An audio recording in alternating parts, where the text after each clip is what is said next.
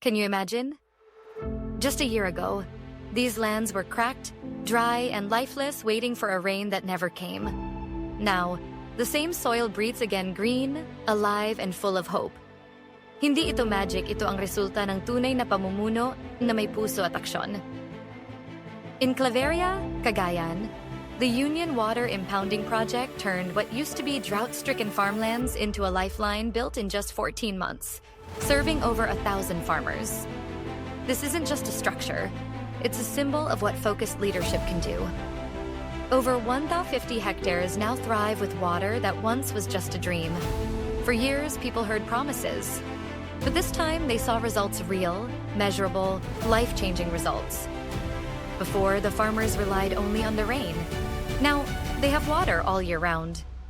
It's not just water that arrived, it's hope. And that's the power of progress when it's felt, not just seen. As a Filipino, nakaka-proud talaga. Because Bagong Pilipinas isn't just about promises, it's about proof. When leaders move fast, work smart, and care deeply, progress doesn't wait. It grows.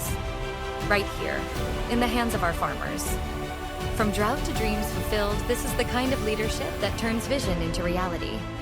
When the government acts with heart, every Filipino gets the chance to flourish.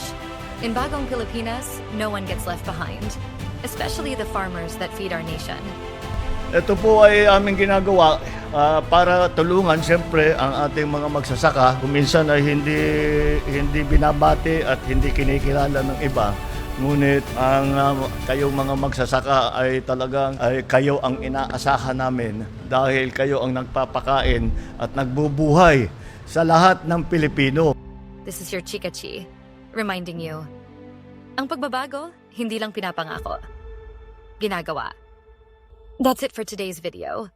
See you on the next one, mga kachi.